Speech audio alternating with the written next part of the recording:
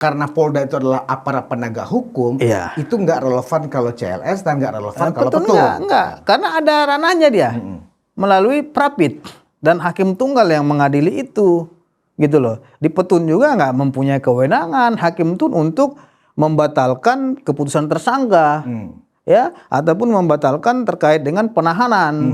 Ya, yang berhak membatalkan itu ya pengadilan negeri melalui hakim tunggal pra peradilan. Nah, kalau mereka mengajukan gugatan citizen lawsuit, pertanyaan saya simpel saja.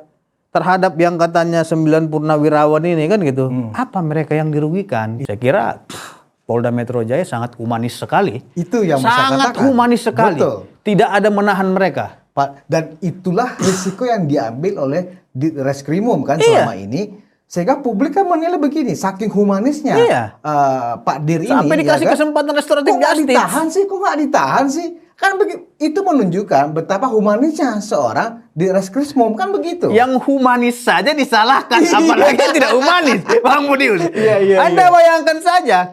Nah, justru karena kehumanisan seorang Dirkrim Polda Metro Jaya memberikan mereka kesempatan untuk membuktikan di mana letak palsunya, dan mereka tidak bisa buktikan di mana palsunya itu, ya. Terus mereka masih diberikan kesempatan untuk menempuh upaya hukum. Saya kira ini luar biasa. Ya, seorang pimpinan Polri memberikan kesempatan kepada mereka. Dan buying time, menunda-nunda. Ya kan? Dan mereka saya bilang pengecut. Pengecut ya? Nggak berani. Kalau mereka berani ya pra-peradilan aja. Betul. Nggak berani.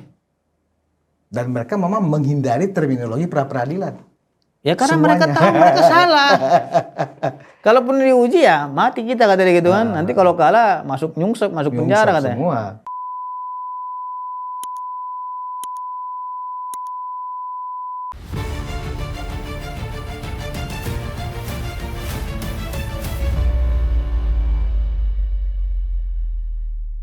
Hai penonton Ruang Konsensus Antek Indonesia dimanapun Anda berada. Assalamualaikum warahmatullahi wabarakatuh. Kembali saya Budius Ma'ruf Piliang, anak Solo Mulyono, mengungkap kebenaran. Nah, hari-hari ini, khususnya 2 hari ini lebih kurang ya, situasi agak serius. Di mana kita mendengar bersama-sama rombongan Refli Harun dan kawan-kawan melakukan semacam press conference dan mengajukan gugatan, ya, citizen lawsuit kepada Direktur Reserse Kriminal Umum Polda Metro Jaya. Dan ini tentu sebuah bentuk perlawanan tentunya, walaupun dalam koridor hak-hak warga negara dalam menuntut keadilan. Tetapi yang saya lihat secara dimensi politiknya, dari nama-nama yang mengajukan gugatan dan berulang kali dinarasikan, 9 jenderal, 6 kolonel, 2 sipil. Ini ada semacam upaya-upaya ya untuk membenturkan TNI dan Polri. Ini saya pikir perilaku yang harus kita waspadai, dan itu pasti niatnya tidak bagus. Karena di tengah kondisi kita saat ini justru harusnya siapapun ya yang atas nama berjuang untuk demokrasi, tidak ada upaya untuk membenturkan TNI dan Polri. Nah, karena itu saya sudah mengundang orang yang paling pas untuk membahas ini. Ketua Umum Petisi Ahli, Perkumpulan Praktisi dan Ahli Hukum Indonesia, dengan Bung Pengacara Mawar, Pitra Romadhoni. Ini kayaknya hampir sebulan ya kita ya. Iya, hampir sebulan. Iya. Sebelum puasa kan kita terakhir. Ya. Jadi kita via udara terus calling-callingan. Nah, ini memang mengagetkan, walaupun saya pikir dalam perspektif saya, Bung Pitra, ini sebenarnya Refli dan kawan-kawan ini cuma buying time, menunda-nunda aja. Jadi mereka cari-carilah alasan. Nah, kalau dilihat dari sisi materi yang mereka ajukan, walaupun tadi saya mengatakan dimensi politik dari ini adalah ada upaya untuk membenturkan TNI dan Polri, karena yang mengajukan itu yang 9 jenderal itu kan para purnawirawan semua. Ya kan, dan nggak boleh lagi mereka mengatakan ini 9 jenderal gitu loh, ya kan? Nah, ini kan jelas dimensi politiknya. Nah, dari sisi materi gugatan yang mereka ajukan kepada Direskrimum Polda Metro, terlihat memang mereka itu memaksakan diri sepertinya. Ya, di sini ada unsur yang disampaikan itu bahwa Polda Metro Jaya ada abuse of power, penyelundupan hukum, khususnya pasal 27, 28, 32, 35. Ya kan, seolah-olah itu tidak pantas karena sebelumnya harusnya ada keputusan pengadilan terlebih dahulu baru dibolehkan untuk menetapkan bahwa yang dilaporkan oleh Pak Jokowi salah atau tidak salah kan gitu. Nah, secara umum pandangan Pak Pitra, apakah gugatan itu tepat? Yang pertama saya melihat gugatan itu hanyalah buang-buang waktu saja. Buang-buang Ya, buang tenaga, buang energi, dan buang pikiran, dan lebih tepatnya itu pansos kalau menurut saya. Oh, Ya, sebenarnya mereka itu dalam hatinya ingin pra-peradilan. tapi mereka nggak berani. Tapi mereka nggak berani. Iya. Karena apa? Karena dia takut kalau dia pra-peradilan kalah, berarti kan sudah sesuai prosedur. Mereka langsung masuk ditahan oleh penyidik. Kalau penyidik kan welcome saja kalau dia mau uji apakah sah atau tidaknya terhadap proses penyidikan tersebut atau tidak. Nah, tapi yang menjadi persoalan adalah ketika mereka menggunakan jalur politik hukum dengan Gugatan menggugat warga negara, melalui ya kan? citizen lawsuit, gugatan warga negara. Nah, sebenarnya mereka harus pahami apa sih yang dikatakan dengan citizen lawsuit ini. Ya, biar masyarakat juga mengerti kan gitu. Nah, citizen lawsuit ini adalah gugatan terhadap gugatan warga negara terhadap pemerintah ya sebagai penyelenggara negara. Contohnya wali kota Medan, ya kan, gubernur ataupun bupati dan perangkat-perangkat desa ataupun penyelenggara-penyelenggara negara lainnya. Nah, konteks dalam gugatan dalam proses hukum dalam bingkai citizen lawsuit itu saya telah berkomentar di berbagai media nasional bahwasanya gugatan itu salah alamat. Kalau penerapan alternatifnya itu adalah citizen lawsuit. Karena Polri dalam hal ini dibingkai dalam suatu SOP. Aturan yang memang harus mereka jalankan. Yang berlandaskan kepada KUHAP dan KUHP. Apa itu? Ya, Kitab Undang Hukum Acara Pidana yang mengatur bagaimana acara-acara prosedur-prosedur dalam menangani sebuah perkara dugaan tindak pidana. Nah, KUHP itu yaitu terkait dengan pasal pidana umumnya, apa yang disangkakan kepada dia. Nah, ini kan belum masuk persidangan. Jadi yang harus diuji itu masalah acaranya, acara proses penyidikannya. Nah, kalau memang acaranya yang mereka protes, masalah pasal lah penerapannya, masalah penanganannya, mereka harus berpatokan kepada KUHP. Di dalam KUHP itu tidak ada diatur masalah citizen lawsuit. Ya, kalau seumpamanya ada yang tidak tepat penanganan yang dilakukan oleh penyidik itu bukan CLS ranahnya tapi pra-peradilan. Betul, atau petun ya kan setidaknya. Ya, petun juga sebenarnya itu tidak memiliki kewenangan, itu namanya dia mengintervensi proses hukum. Oh, oke.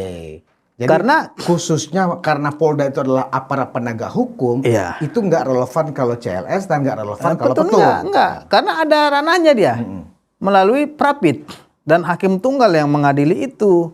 Gitu loh. Di petun juga nggak mempunyai kewenangan hakim tun untuk membatalkan keputusan tersangka, ya, ataupun membatalkan terkait dengan penahanan. Ya, yang berhak membatalkan itu ya pengadilan negeri melalui hakim tunggal pra-peradilan. Nah, kalau mereka mengajukan gugatan citizen lawsuit, pertanyaan saya simpel saja terhadap yang katanya 9 purnawirawan ini kan gitu. Apa mereka yang dirugikan? Iya. Konteksnya itu. Mereka bukan tersangka, mereka bukan orang yang dilaporkan. Terus kata dia, ini ada korbannya Pak Jokowi.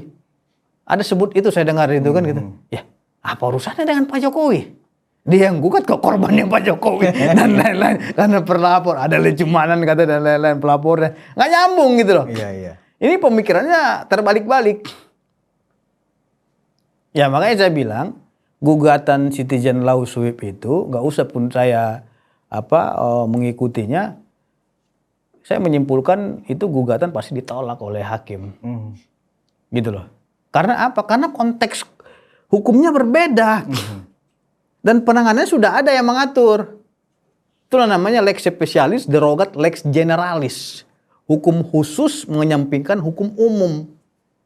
Ya, hukum khususnya yang mana ya? KUHP tadi. Kitab Undang Hukum Acara Pidana. Diatur dalam pasal 1 angka 15. Kitab Undang Hukum Acara Pidana yang baru. Mengenai pra-peradilan. Apa saja objek pra-peradilan? Yang pertama mengenai penetapan tersangka. Betul. Kalau seumpamanya dia nggak terima tersangkanya ya uji dong melalui Prapit ke Pengadilan Negeri. Yang kedua mengenai penahanan. Yang ketiga mengenai penyitaan. Ya. Yang keempat mengenai apabila perkaranya tidak jalan, ya kan? Tidak jelas alasannya apa. Ini sudah tambah lagi objek pra peradilan. Perkara tidak jalan menjadi Prapit juga. Ya kan? Mengenai penggeledahan dan lain-lain.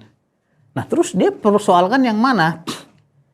Dia kan hanya bilang, oh ini tidak sesuai prosedur dan lain-lain. Itu ranah Prapit. Iya makanya, kalau memang tidak sesuai prosedur yang mana? Nggak jelas kan? Makanya saya bilang, mereka ini mencoba membangun opini narasi terkait dengan penegakan hukum yang dilakukan oleh Ditreskrim Polda Metro Jaya. Saya kira Polda Metro Jaya sangat humanis sekali. Itu yang sangat humanis sekali. Betul. Tidak ada menahan mereka. Pak, dan itulah risiko yang diambil oleh Ditreskrimum kan selama ini. Sehingga publik kan menilai begini, saking humanisnya Pak Dir ini. Sampai dikasih kesempatan restoratif justice. Kok nggak ditahan sih? Kan itu menunjukkan betapa humanisnya seorang Ditreskrimum kan begitu. Yang humanis saja disalahkan, apalagi tidak humanis, Bang Budius. Anda bayangkan saja. Restoratif justice difasilitasi. Pakai biaya sendiri Polri sampai memfasilitasi para pihak yang berperkara. Ya, terus mereka minta RJ dibantu RJ. Ya, sampai keluar SP3. Coba kurang humanis apa lagi? Nah, mereka menggunakan alasan begini, Bang Fitra. Jadi Pak Dir ini, Direktur Reserse Kriminal Umum ini dianggap abuse of power. Ya, artinya apa? Kalau kemudian tadi kita bertanya, apa yang dirugikan 9 jenderal ini, 6 kolonel ini, 2 orang sipil ini?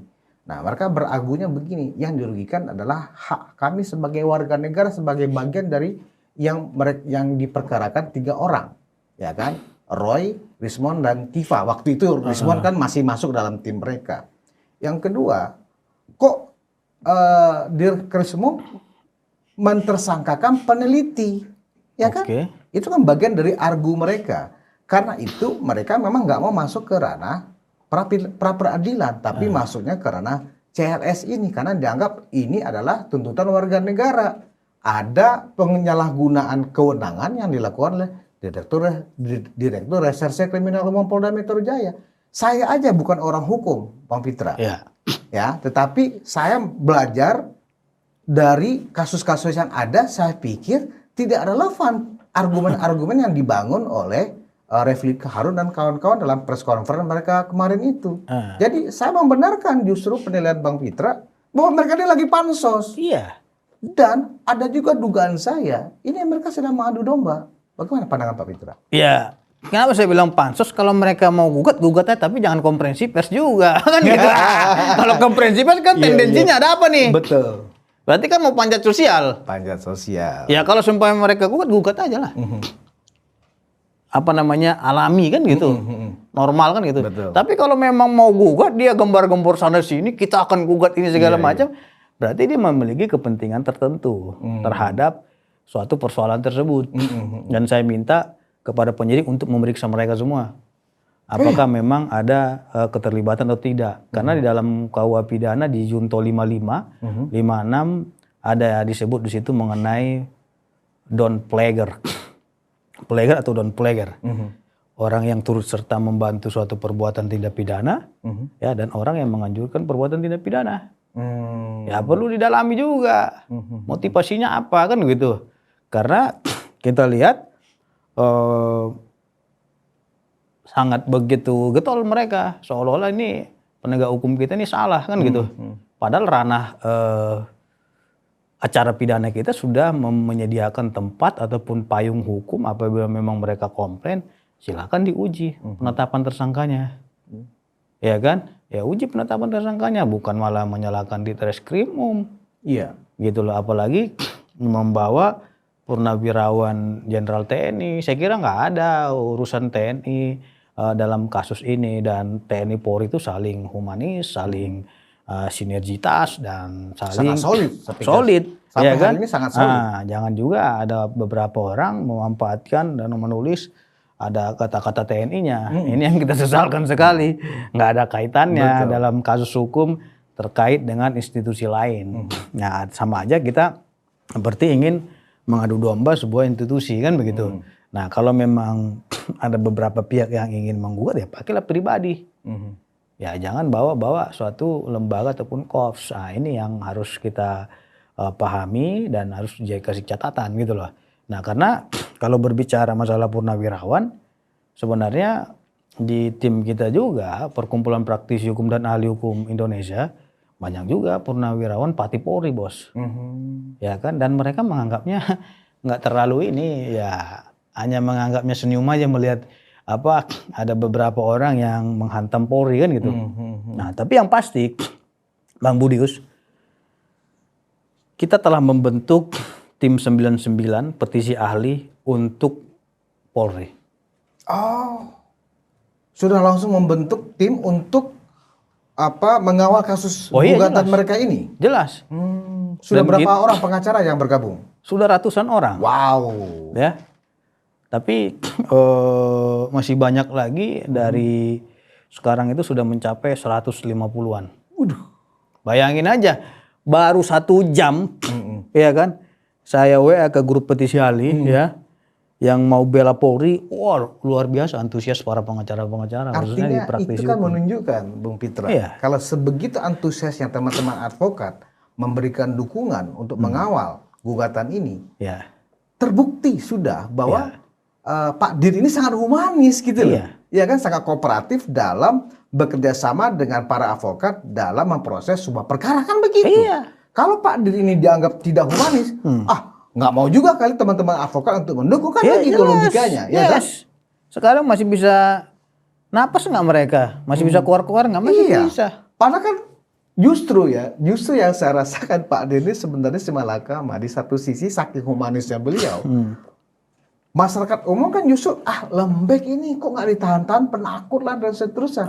Itu kan risiko moral yang diambil oleh Pak Dir ini, ya kan, demi humanis supaya jangan sampai ada tuduhan bahwa dalam penegakan hukum Pak Dir kita ini ya tebang pilih kan begitu. Iya, tebang pilih, arogan. Oh, ini karena pemerintah ini karena oposisi karena apa gitu kan. Nah, itu yang harus dihindari. Jangan juga seolah-olah ada kesannya ini, karena memang presiden ke-7 nih. Enggak, Pak Dir kita ini tidak ada melihat masalah mau siapapun ya, karena equality before the law, semua sama di mata hukum. Dan kita selaku warga negara harus taat hukum. Mereka tidak berhadapan dengan Pak Jokowi, tidak. Mereka tidak berhadapan dengan Polri, tapi mereka berhadapan dengan hukum hari ini. Karena mereka melakukan suatu perbuatan hukum dengan menuduh ijazah Pak Jokowi itu katanya palsu. Ya mereka harus bertanggungjawabkan. Sedangkan Rismon saja sudah insaf dan sudah bertaubat ya bahwasanya penelitiannya itu salah dan keliru katanya. Setelah didalami dia lagi. Nah, itu baru gentleman, seorang peneliti yang mengakui kesalahannya. Bukan justru kita udah salah masih ngeyel dan ngotot. Gitu loh. Nah, justru karena kehumanisan seorang Dirkrim Polda Metro Jaya memberikan mereka kesempatan untuk membuktikan di mana letak palsunya dan mereka tidak bisa buktikan di mana palsunya itu, ya. Terus mereka masih diberikan kesempatan untuk menempuh upaya hukum. Saya kira ini luar biasa. Ya, seorang pimpinan Polri memberikan kesempatan kepada mereka. Yang juga kita dengar sama-sama, Bang Pitra, pada saat press conference itu, beberapa orang yang memang tampil di sana itu, memang motifnya ingin mendiskreditkan Pak Dir di depan publik gitu loh. Ini saya pikir bukan lagi semangatnya semangat penegakan hukum, tapi memang ingin membangun opini di hadapan publik seolah-olah Pak Dir ini ya telah dengan semena-mena menetapkan 3 orang itu tersangka. Ya kan, padahal kan kalau kita lihat dari laporan Pak Jokowi, ada peristiwa hukum mereka sudah terbukti mencemarkan nama baik Pak Jokowi bukan karena basis penelitian. Bukan. Penelitian itu kan muncul setelah Pak Jokowi melaporkan. Jadi dibikinlah alasan ini penelitian. Saya ingat sekali penjelasannya pengacara Pak Jokowi, Rifai, bahwa peristiwa hukum yang mereka laporkan itu terjadi dari bulan Maret sampai April kalau nggak salah. Sementara mereka mengaku sebagai peneliti itu kan ketika sudah masuk bulan Juni. Iya. Jadi kan nggak relevan kalau mereka membela para peneliti ini untuk diadu, untuk dibela dalam konsep CLS ini, karena ini adalah warga negara. Mereka ini peneliti. Kok Iya. dikriminalisasi, Bang Fitra? Jadi begini ya, saya kenal betul bagaimana seorang Direktur Kriminal Umum Polda Metro Jaya, Kombes Imam, waktu beliau juga Kapolres Bogor ya, saya mengenal betul beliau ini. Beliau ini adalah orang yang baik dan memiliki budi pekerti yang baik. Dan saya sangat salut juga dengan ibadah beliau nih, ya. Apalagi saya menilai ini seorang diri yang soleh, ya, dan nggak mau juga neko-neko. Jadi kalau memang ada orang yang bilang diri kita ini menyalahgunakan kewenangan yang salah dan lain-lainnya, saya kira mereka ini keliru. Ya, justru karena terlalu baiklah dirinya ini sehingga ada kesempatan mereka untuk menyerang diri. Beliau ini orang yang soleh, bos, dan beliau ini orang baik. Ya, sholat aja dia langsung ini mau rapat nih pertemuan, saya sholat dulu gitu. Luar biasa nih beliau nih. Santri saya dengar. Iya santri. Jadi jangan Anda kira diri kita ini adalah diri yang nggak baik, justru salah, ya kan? Karena orang terlalu baik inilah makanya Mereka masih bebas kan? Gitu. Bebas. Makanya Bang Budius, biasanya kalau orang baik itu selalu dijolimi gitu. Sama kayak Pak Jokowi gitu. Dia terlalu baik, ya walaupun orang sudah menyakiti dia, dimaafkan beliau. Ya, walaupun orang sudah menuduh dia yang macam-macam keluarganya hancur, masih diterima di rumahnya. Luar biasa, bos. Itu suri tauladan yang baik. Jadi orang baik, Pak Dir, Pak Jokowi itu memang rentan untuk disolimi. Kalau Pak Dir mau tahan mereka, Dari ya saya kemarin kira udah bisa. udah ditahan Iya. gitu. Kalau dia mau kejam kan gitu. Iya. Justru kurang humanis apa lagi yang mereka mau? Maunya mereka itu dibebaskan semuanya. Berarti hukum kita nggak berjalan dong dengan baik. Betul. Hukum itu kan harus memberikan kepastian. Makanya namanya kepastian hukum. Karena di atas segala dari keadilan itu adalah kepastian. Apakah dia bersalah atau tidak? Nanti diuji di pengadilan. Ya kan, apakah ijazahnya asli atau tidak? Nanti diuji di pengadilan. Tapi saat ini buktinya mereka tidak bisa membuktikan ijazah Pak Jokowi itu palsu. Di antara mereka sendiri aja udah mengaku itu asli. Dari tim pengacara juga udah mengaku itu asli. Lantas apa lagi yang mereka mau kejar? Kalau bukan opini. Gitu loh. Salah seorang dari mereka yang menjadi kuasa hukumnya itu adalah ada mantan hakim agung ad hoc, Ya. ya Dwi Cahyo itu. Di dalam salah satu penjelasannya, mantan hakim agung timnya Refli dan kawan-kawan ini mengatakan sebaiknya memang majelis hakim yang akan menangani perkara gugatan mereka ini menggunakan pendekatan judicial activism. Ya kan, karena harus ada diskresi hakim untuk bisa memproses ini. Bagaimana komentar Bang Fitra? Kalau berbicara terkait dengan hakim ad hoc, teman-teman saya juga banyak hakim ad hoc. Kan gitu, ada yang penanganan dia tipikor, ada yang HAM dan lain-lainnya. Dia tidak berwenang untuk mengintervensi penegakan hukum apalagi proses peradilan. Hakim agung sekalipun ad hoc nggak bisa ya? Ad hoc itu kan sementara, Iya. bukan hakim karir. Tapi dia. cukup lama loh masa jabatannya. Ya sebagai terlepas hakim lah dia agung. mau cukup lama atau apa kan gitu. Nah yang pasti dia nggak boleh mengintervensi peradilan. Gitu loh. Yang katanya harus, itu urusan hakim nantinya. Mau hakimnya itu menggunakan metode pembuktian terbalik ya. Mau hakimnya itu menggunakan keyakinan ya. Mau hakimnya itu mengadopsi dari jurisprudensi. Ya itu kewenangan dia. Dan kita nggak boleh mengajar-ngajari hakim. Kalau dia berbicara mengajari ya semua orang juga bisa mengajari. Apalagi kita ini adalah perkumpulan ahli hukum se-Indonesia. Ahlinya ahli se-Republik Indonesia. Bos. Jadi, apakah maksudnya Refli menampilkan mantan hakim agung ad hoc itu untuk seolah-olah memberikan pembobotan kepada tim hukum mereka? nggak ada kaitannya. Nggak ada kaitannya. Banyak juga hakim-hakim, mantan hakim jadi pengacara banyak kalah sama saya. Ada kaitannya juga. Gitu loh. Ya kalau memang salah, salah bos. Kalau benar-benar. Seumpamanya dia mau gugat polisi itu nggak bisa menggugurkan tersangkanya mereka. Ya nggak bisa, nggak ada kaitannya dengan penghentian perkara, nggak ada itu. Ya. Titian Lawsuit contoh yang mereka bilang itu karena ada yang memang tidak enak di Tipa ataupun tidak enak di Roy, tidak enak di itu, ya itu mereka dong yang gugat. Jangan suruh orang lain yang gugat gitu loh. Ya kalaupun sumpah orang lain ini mau gugat, dia kerugian dia apa? Lu dirugiin apa? Kan pertanyaannya begitu. Lu aja nggak bisa jawab gitu. Lu mau gugat atas nama orang lain? Iya. Nggak bisa itu ya? Ya contohnya nih, saya ditipu, tapi yang gugat Bang Budius. Apa kerugian saya kan? Iya, katanya Peter Ramadhani ditipu gitu. Iya. Ya, kerugian lu apa? Pertanyaannya kan gitu legal standingnya. Saya kasihan dengan teman saya Bang Peter ditipu. Nggak relevan itu ya? Ya kalau berbicara warga negara, abang juga warga negara. Iya. Nyambung nggak? Iya. Lain halnya kalau terkait dengan kepentingan umum. Ini kan perkara privat dan peran pribadi. Contohnya, ada kasus dulu kita mengajukan gugatan Citizen Lawsuit. Ada tim kita namanya dari Lembaga Bantuan Hukum Humaniora menggugat lapangan bola Kota Medan ya. Itu mereka menggugat itu agar tidak ada pembangunan ruko di sana, agar tetap penghijauan untuk bisa masyarakat di sekitar menggunakan sarana fasilitas olahraga untuk umum. Iya. Alhamdulillah itu dikabulkan karena untuk kepentingan umum. Tapi kalau untuk ranah privat itu nggak bisa. Karena kan kalau hak privat itu adalah hak yang melekat pada perbuatan seseorang, bukan perbuatan yang dilakukan oleh penyelenggara. Kan gitu. Contohnya nih kasusnya Tipe CS, itu kan dia yang melakukan tuduhan. Betul. Secara pribadi dia harus buktikan kaitannya dengan publik apa. Lain halnya kalau saya pemerintah, saya mengeluarkan suatu kebijakan, ini adalah sarana fasilitas umum, tapi saya alih fungsikan ini menjadi ruko dan saya jual ruko itu, orang bisa gugat saya. Karena itu fasilitas umum. Baru relevan CRS-nya. Relevan ya kan? CRS-nya untuk kepentingan publik. Ini bukan untuk kepentingan publik.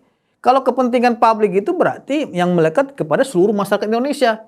Kalau berbicara saya, setuju nggak itu untuk ya enggak, saya juga warga negara nggak sepakat saya itu sebenarnya. Artinya sama aja kita ingin menanyakan ke mereka, apakah kelompok mereka ini yang mencemarkan nama baik, yang memfitnah Pak Jokowi itu adalah kepentingan publik? Kan seolah-olah begitu mereka berargunya kan? Itu adalah ranah privat. Ketika pidana ya yang dilaporkan itu adalah delik material ya terkait dengan delik aduan, maka pertanggungjawabannya secara delik aduan karena pasalnya apa? Pencemaran nama baik. Nama baik seseorang, Bos, bukan pencemaran negara. Yang melaporkan juga pribadi. Gitu loh. Apa yang mau dipublikkan mereka? Ini kan perkara pribadi. Personalitas antara seorang Tipe CS dengan Pak Jokowi. Antara Roy Suryo dengan Pak Jokowi.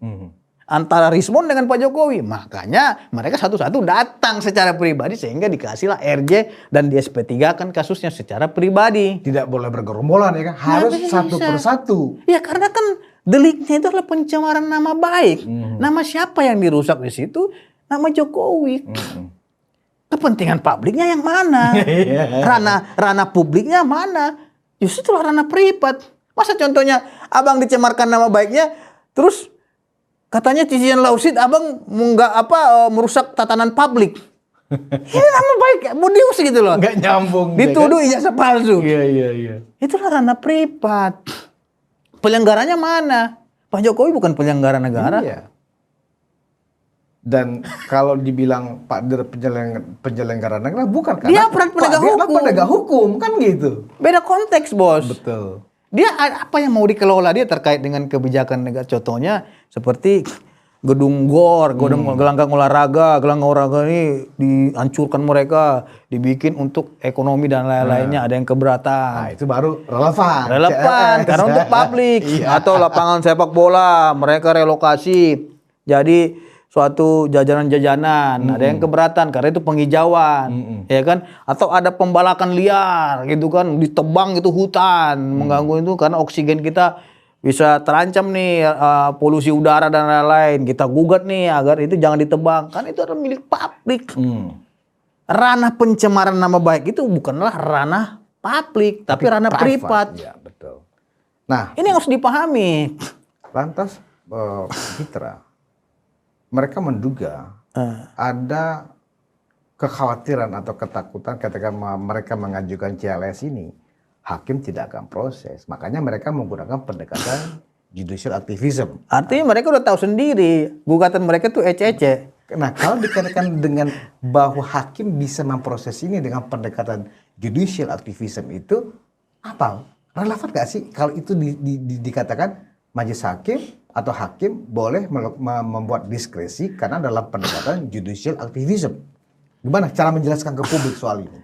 Jadi begini, citizen lawsuit ini kan diajukan oleh beberapa kelompok. Kelompok orang yang memang satu tujuan, satu visi terkait dengan suatu keputusan penyelenggara negara yang bersifat publik ataupun yang bersifat merugikan banyak orang. Saya udah jelaskan tadi tatanan hukumnya, bahwasanya ranah publiknya itu di mana di sini. Ya, ketika mereka membahas terkait dengan penanganan perkara, ya, penanganan perkara berarti kan proses hukum. Yang namanya proses hukum itu berarti pro justitia, demi keadilan.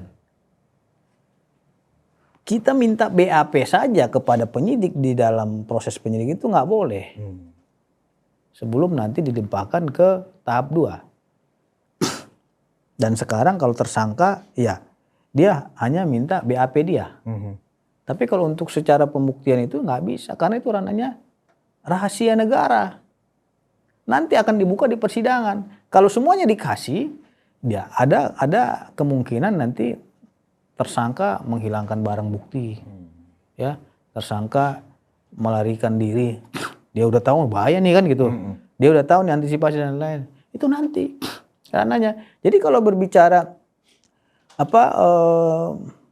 hakim, kami berharap hakim akan melakukan pendekatan dengan metode aktivisme kata dia gitu.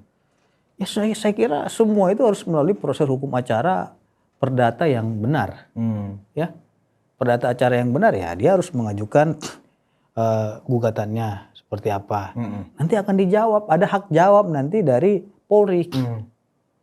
Ya kan? Dan ada segi pembuktian replik, duplik dan lain-lain, konklusi ya sampai kepada pemeriksaan saksi-saksi.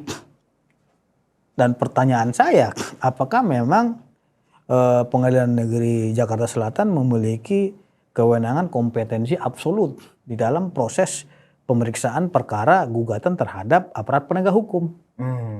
Kan kompetensi absolutnya itu harus dilihat dulu. Menurut Bung ataupun Putra, ada kewenangan relatifnya. Kewenangan PN Selatan untuk memproses ini?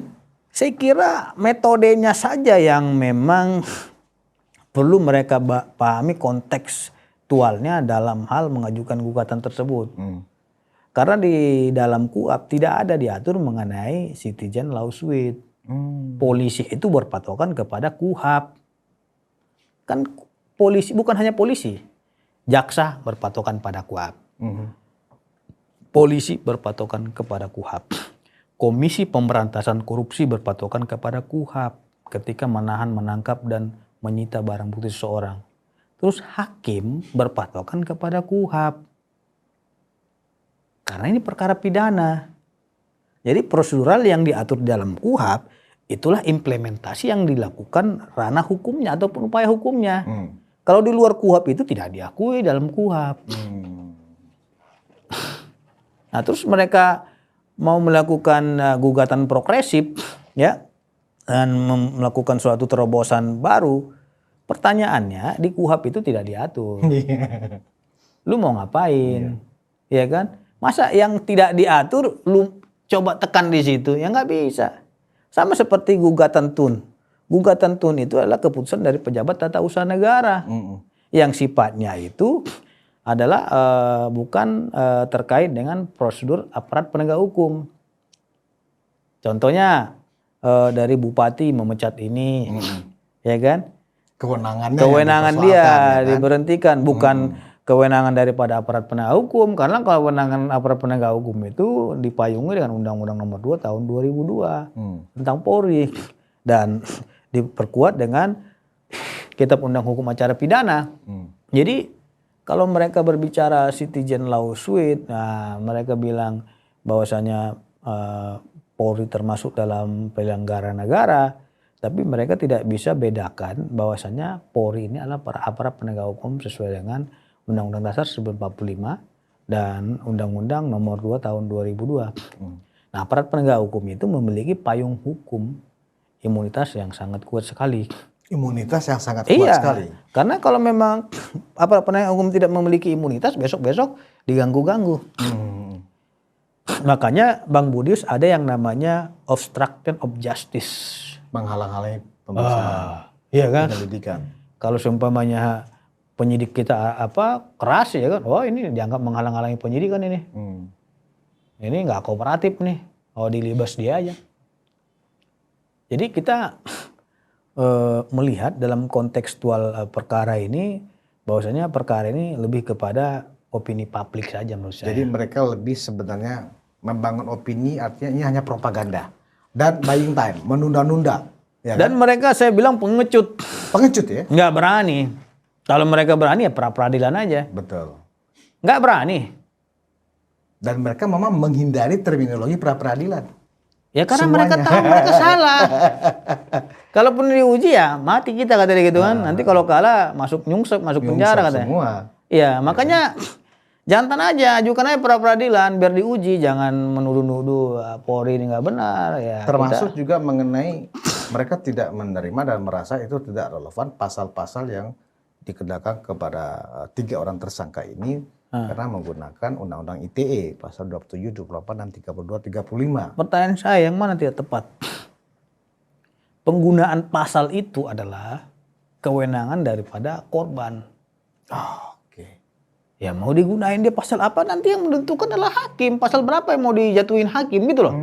Mau saya bikin pasalnya juga 10, 9 kayak. Nanti kan jaksa akan meliti itu. Yang layak untuk dimajukan ini 2 pasal contohnya. Yang layak di sini adalah pasal alternatif ataupun pasal subsidiar. Dakwaan subsidiar ataupun dakwaan alternatif. Itu kewenangan hakim nanti akan memutuskan pasal berapa mereka yang melakukan pelanggaran. Jadi nggak ada penundukan hukum di situ. Mereka ngerti nggak sih buat laporan polisi gitu loh?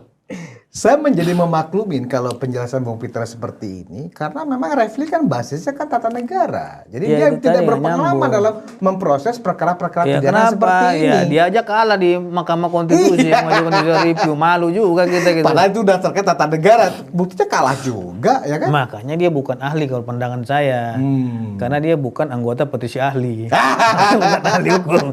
Kalau udah anggota petisi ahli baru ahli hukum Indonesia gitu loh. Iya. Gitu. Nah, sekarang ini kita melihat ya, ini heboh nih Bung Pitra, ya kan? Ini semuanya seolah-olah wah, berarti mereka ini memang berusaha untuk menghindari pengadilan, ya kan? Kalau merasa benar, harusnya nggak boleh dong, harusnya segera masuk ke proses hukum. Iya. Nah, ini seolah-olah sebentar lagi kan saya menduga ya kan, ini kan masih dalam pemberkasan ulang ya, Iya. menuju P21. Mungkin mereka sudah mencium sebentar lagi P21 nih, ya kan? Nah, mereka berusaha menunda lagi dengan kita harus ajukan ini Iya. supaya tertunda lagi nih kan begitu. Kemudian berharap ada proses politik Iya. untuk mendamaikan seolah-olah begitu. Bung Vita melihat seperti itu nggak sih langkah mereka ini? Ya, saya melihat ini sebuah strategi dalam trigger untuk buying time. Ya, agar mereka memiliki kesempatan untuk coba komunikasi dengan pihak-pihak lainnya ya, ataupun bisa menggunakan jalur-jalur politik dalam kasus hukum yang sedang berjalan ini. Ya, karena kita juga melihat bahwasanya di sini juga kita lihat dalam perspektif jalannya perkara ini, Anda melihat juga siapa di belakang mereka. Banyak juga yang mengaku purnawirawan ya kan, yang mengaku pakar tata negara dan lain-lainnya. Berarti apa tujuan daripada semua ini? Kan pertanyaan besarnya itu. Apakah karena memang melihat ada seorang presiden ketujuh di situ, Jokowinya, ya kan? Apakah memang sebenci itu mereka sampai mereka tiap hari membangun opini yang memang bilang nggak benar proses penyidikan, Pak Jokowi jasanya palsu katanya, ya, bilang dan dari penyakit Pak Jokowi semuanya. Jadi itu terus yang diputar-putar. Ya kalau seumpamanya tujuannya konstruktif dan tujuannya itu memang membangun dalam penelitian yang sehat, saya kira tidak ada seorang peneliti dikit-dikit kompres-kompres, dikit-dikit laporan ke media. Ya kalau yang penelitian yang sehat itu dia harus sahih, dia harus menggunakan suatu metode penelitian dengan pendekatan yuridis normatif, dengan pendekatan limitatif dan pendekatan yang berimbang dan objektif, baik daripada yang dituduh maupun yang menuduh. Jadi kan harus seimbang.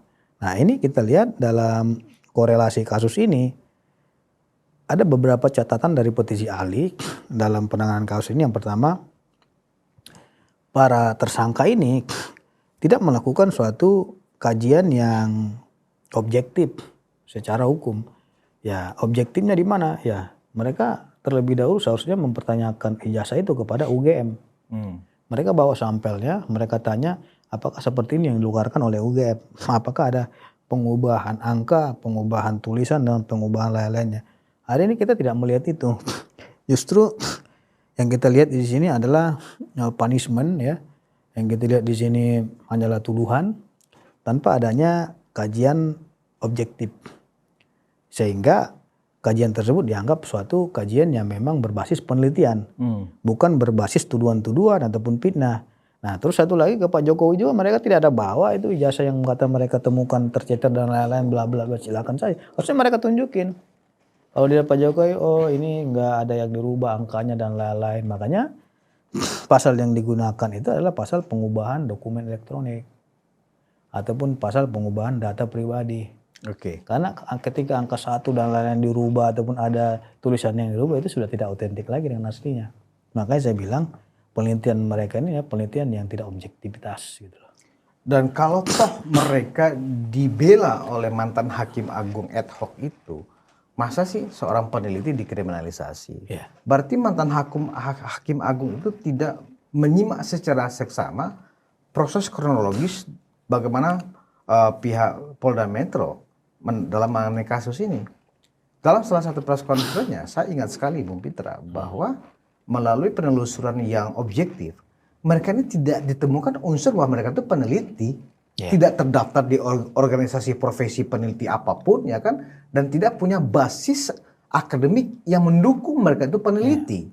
Jadi dari sini kita sudah melihat bahwa mantan hakim agung itu sudah ada vested interest sebenarnya. Opini-opini yang disampaikan oleh siapa sih namanya, saya lupa nama mantan hakim agung itu, sudah ada kepentingan tanda kutip ya, kepentingan politik pribadinya dia untuk seolah-olah menggiring opini publik.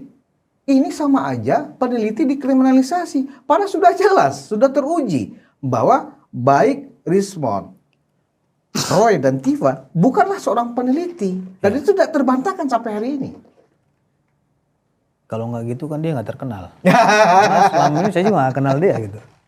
Dengan adanya dia komen-komen itu bukan hakim lagi, ya wajar saja dia pansos. Agar orang kenal dia, oh ini dan hakim. Sepertinya kasus Pak Jokowi ini memang banyak membuat orang terkenal. Makanya iya benar. Hakim agung itu daripada nggak mendapat kesempatan, inilah kesempatan kita dia untuk pansos ya, karena kan? kan udah pensiun kan. Iya. Kalau dia nggak terkenal gitu, lagi, iya. dia dapat juga kasus-kasus. Ternyata salah alamat pula ya kan? Iya makanya. Aduh, luar makanya biasa. kalau nggak ada kasus-kasus dia ke petisi ahli aja kita kasih kasus. Itu baru dia cerdas kan? Iya gitu. makanya. Nah, Bu Fitra, terkait satu lagi ini, apakah ini sebenarnya bentuk ketakutan dan kerisauan mereka ketika anggaplah respon sudah menjadi termul kan gitu ya? Iya. Padahal kan selama ini yang menjadi bulldozer mereka ya untuk menjudge bahwa Pak Jokowi itu ijazahnya palsu berdasarkan cara-cara penelitian digital forensik ala Rismond kan sudah insaf, ya kan? Insaf Sudah ya. tobat kalau Sudah istilah tobat. Bang Pitra. Nah jadi mereka gampang nih, ya kan? Apalagi Rismond sudah mengajukan proses itu dan secara terbuka sudah mengatakan ijazah Pak Jokowi asli. Asli udah. Dan sudah meminta maaf ke Pak Jokowi dan ke Mas Wapres, ya toh? Iya. Sampai kita melihat kan Pak Jokowi menerima, Mas Wapres menerima, malah dikasih parsel. Ya kan, kita selama ini gawangi mereka nggak dapat apa-apa, santai-santai aja kan gitu. Santai aja ya. Karena Rizwan banyak memegang kartu truf. Apakah karena kekhawatiran Rizwan akan bernyanyi seperti ini, mereka mencoba mendeponering ini secara politik barangkali? Rismon ini bisa dibilang sebagai justice collaborator. Wah, pantasnya mereka takut. Iya, karena kita lihat Rismon ini adalah orang yang vokal. Tapi dia orang yang vokal ya memang objektif. Ya, Anda bisa melihat segarang apa dia ketika berdebat dengan saya, hampir kita mau pukul-pukulan. Iya. Tapi dia sangat objektif ketika dia melihat penelitian dia itu keliru dan dia sudah klarifikasi. Betul. Harusnya yang lain juga mengikuti rekam jejak dia yang menyadari itu. Karena yang menurut saya itu yang lebih berpengalaman di dalam pembuatan buku dan lain-lain itu adalah Rismon. Kalau yang lain itu kan hanya ekor, ya kan? Makanya sekarang mereka saling menyalahkan. Yang buat puisi lah dia kepada Rismon, yang buat kata-kata dan lain-lainnya. Dan Tipa itu menurut saya bukan peneliti.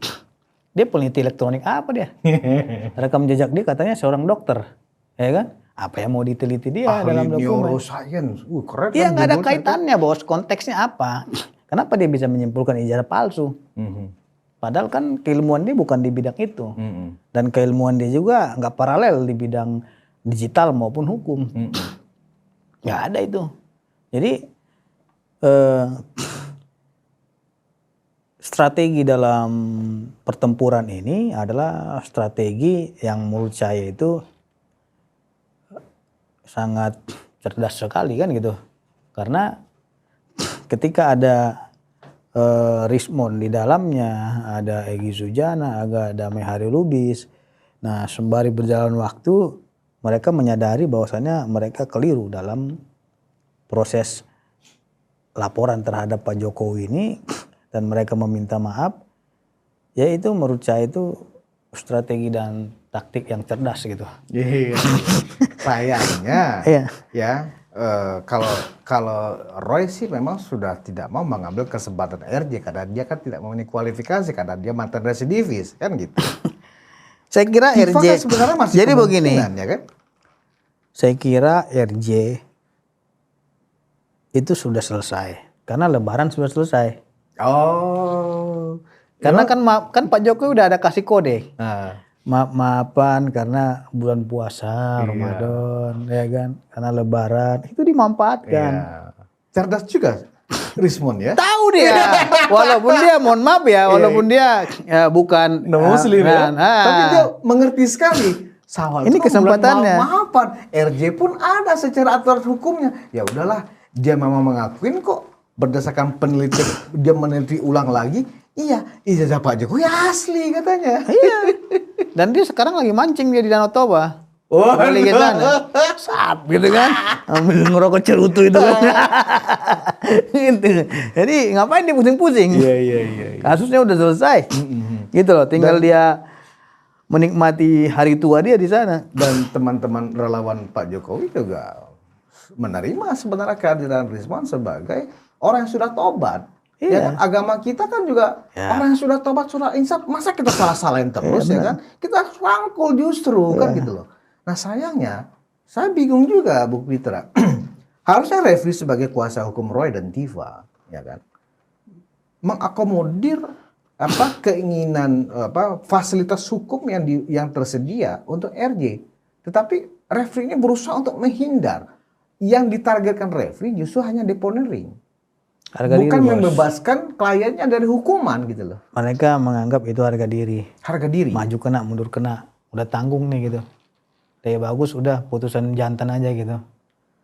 Ini yang nggak dipikirkan oleh Roy dan karena Tifa. mereka udah salah di awal, udah terlanjur koar-koar. Masa jilat udah sendiri gitu kan. Iya, jadi status mereka ini saya bilang udah nekat. Ya nekat itu udahlah, nekat aja, maju aja bos. Kalau bisanya kalau orang yang memang udah nggak ada pikiran lain bunuh juga, udah bunuh aja lah katanya, sekalian di penjara juga lah. Tanggung lah katanya. Tanggung gitu kan. Udah bahasa aja gitu kan. Iya. Jadi kalau mereka minta maaf, ya mereka harga dirinya udah hancur. Karena udah salah di awal. Jadi udah terlanjur kata dia gitu kan.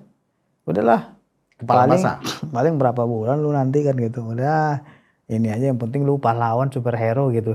Yang dilihat kan itunya. Iya. Anda melawan seorang presiden ke-7 kan hebat itu. Hebat ya. Jadi nggak tahu hukumannya sangat berat. Jadi kan yang dilihat mereka itu, wah hebat nih melawan seorang presiden ke-7 gitu kan. Jadi kita juga melihat aneh para keledung-keledung ini ya. Jadi respon mengakui kesalahannya, respon yang dihujat mereka. Jadi sebenarnya para pendukung mereka ini mendukung kebenaran atau memaksakan yang tidak benar. Iya. Makanya kata pepatah itu jangan pernah membenarkan kebiasaan, tapi biasakanlah yang benar. Iya kan? Biasakanlah yang benar. Kalau dia salah, dibiasakan dia. Benar itu ya. Kan kita harus membiasakan yang benar. Ya ketika Rismon lihat itu adalah benar, dia harus sampaikan. Dia kan udah bilang, saya sebagai peneliti yang memiliki pengalaman dan saya menyadari atas kekilapan saya dan keluaran saya. Kita aja kuliah S3 dalam melakukan penelitian itu masih dikaji terus bos. Ulang-ulang perubahan dan lain-lainnya. Nggak ada penelitian yang sahih. Tidak ada. Penelitian yang sahih itu tidak ada. Penelitian yang sempurna itu tidak ada. Ya kalau ada seorang peneliti mengaku penelitian dia sempurna itu nggak ada. Nggak ada. Berarti dia bukan peneliti. Sekelas B.J. Habibie saja membuat pesawat, dia aja bilang dia tidak sempurna. Masih ada yang kurang. Ataupun masih ada kelemahan-kelemahannya. Jadi kalau ada yang bilang penelitian sempurna itu wajib dipertanyakan. Apalagi mereka bukan peneliti kualifikasinya. Iya makanya. Makanya saya bilang masih ada langit di atas langit. Iya. Nggak ada yang bisa mendeklar bahwasanya dia adalah peneliti yang paling final gitu. Baik. Bang Fitra, kita sudah hampir 1 jam dan yang menarik bagi saya ternyata petisi ahli dalam waktu 1 jam ya sudah mengumpulkan sekian banyak, lebih dari 100 advokat untuk bergabung di dalam tim hukumnya petisi ahli untuk mengawal gugatan Refli CS dan kawan-kawannya kepada Pak Dir ya.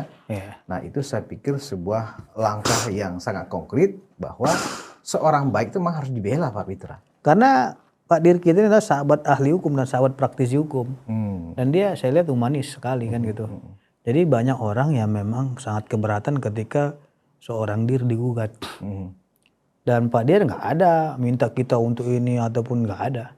Jadi ini adalah inisiatif ya? Daripada teman-teman praktisi hukum dan teman-teman ahli hukum karena mereka lihat ada serangan hukum terhadap kepolisian yang harus kita jaga. Jadi petisi ahli, perkumpulan praktisi hukum dan ahli hukum Indonesia wajib menjaga kepolisian kita agar kepolisian kita tidak tidak bisa diintervensi oleh pihak manapun dan berjalan lurus tanpa adanya hambatan-hambatan gitu.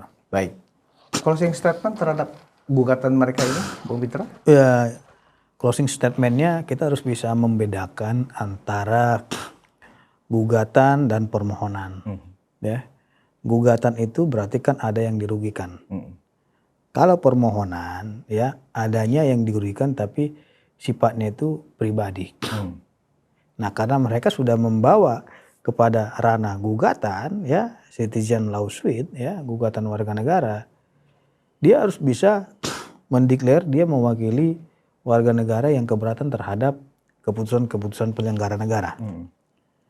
Kalau ranah privat diintervensi seolah itu adalah ranah publik, nah ini akan menjadi persoalan. Apabila proses hukum yang diintervensi dengan aturan yang tidak mengatur di dalam KUHP, ini akan menjadi penghakiman jalanan. Dan kebiasaan-kebiasaan yang memang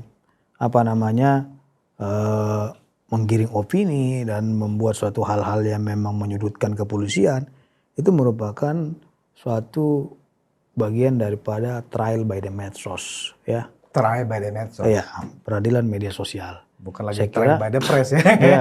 Saya kira media sosial kita juga sangat ngeri sekali, Bang Budius, ya. Kita berbicara gini juga banyak yang motong-motong nanti. Iya. Dan itu ya kebebasan berekspresi masyarakat. Betul. Ya, kalau memang dia buat baik, positif baik juga sih. Tapi kalau memang diedit-edit juga nggak baik, hasilnya juga negatif. Makanya saya bilang, siapapun kita, kita serahkan sepenuhnya kepada Ditreskrim Polda Metro Jaya untuk menuntaskan kasus ini. Ya, petisi ahli yakin dan percaya bahwasanya Ditreskrim Polda Metro Jaya akan menangani kasus ini dengan SOP sesuai dengan prosedur, sesuai dengan standar operasional prosedur yang berlaku dan sesuai dengan proses hukum. Ya, sehingga bagi para pihak manapun yang merasa dirugikan akibat penanganan hukum ini, silakan tempuh sesuai dengan jalur hukum yang ada, yaitu pra-peradilan. Ya, besok-besok nanti bukan hanya citizen lawsuit yang mereka gugat, tapi nanti mereka akan menggugat wan prestasi katanya. Ya, gugatan wan prestasi, atau mereka mengajukan gugatan perbuatan melawan hukum, atau mereka nanti besok-besok akan mengajukan gugatan class action. Klasifikasi gugatannya kan banyak. Tapi kan itu tidak akan merubah keputusan apapun di dalam ranah ketentuan KUHAP. Kalau pra-peradilan kita masih abu-abu nih jadinya kan gitu. Siapa tahu dikabulkan hakim Prapit nih. Masalah penetapan tersangka tidak sah atau tidak. Tapi kalau memang dia tidak mengajukan Prapit, ya saya menganggap itu hanya lelucon saja.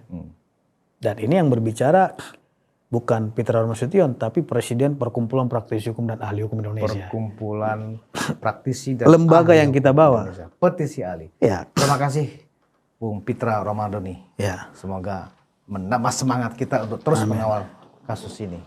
Penonton Ruang Konsensus, pesan saya kepada Pak Dir, ya tetap semangat Pak, kami kawal, kami jaga. Ya, Pak Dir, sepanjang yang kami ikutin dari kasus pencemaran nama baik ini, sangat profesional, objektif, dan netral. Bahkan kami para termu pun sebenarnya bingung kok lama bener sih. Harusnya ditangkap orang-orang ini sekarang sudah memenuhi syarat.